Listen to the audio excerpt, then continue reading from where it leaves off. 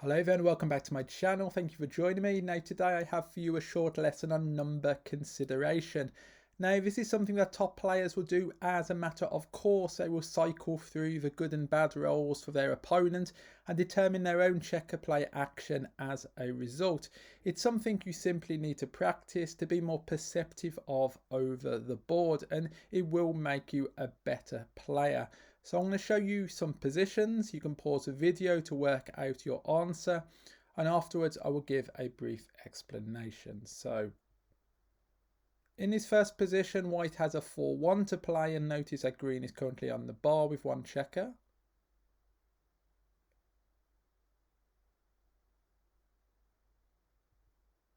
Now the correct move here is to make the major split 24 to 20 and then play 6 to 5 with the ace. Anything beside this would be an error or a blunder. So well done if you got the correct play here, but we need to think about why this is correct, not just the what of the play.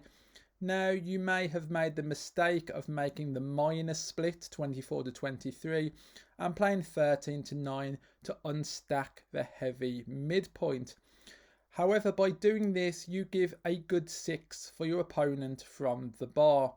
Now you can see here that green is now going to hit you with a lot of 6s when he re-enters, whereas before he wouldn't have been able to pick up a blot and would in fact have left you a shot by jumping out himself. So here 6s do become a swing roll. Now it is often incorrect to give your opponent a good 6 from the bar because this is a point made in your home board. Now this rule does hold true for a lot of positions. Do not just idly give your opponent a good 6. Now always consider which points are made in your home board so as not to make these same numbers work for your opponent when he is on the bar. That's something definitely worth thinking about more. And here you can see that playing 24 to 23, 39 would almost be a double blunder. You certainly do not want to get hit here. In the second position, white has a 2-1 to play.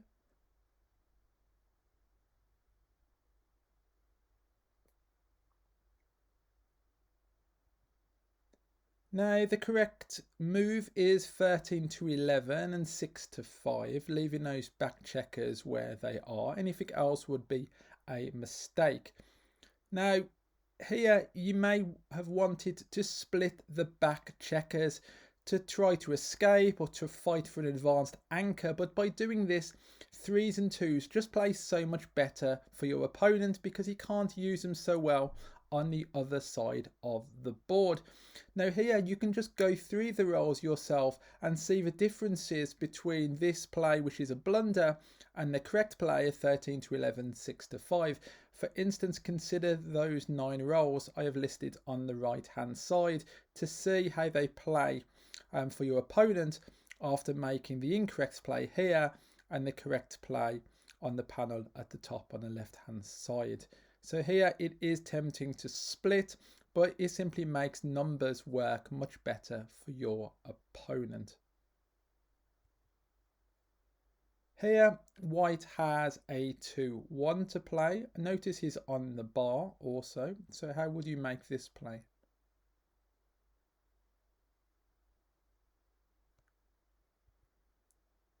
Now the correct move is to hit on a 24 point and then unstack 13 to 11. Anything else an error or a blunder. Now you may auto play this by hitting and stepping up to escape the lone back checker with 6s and 4s.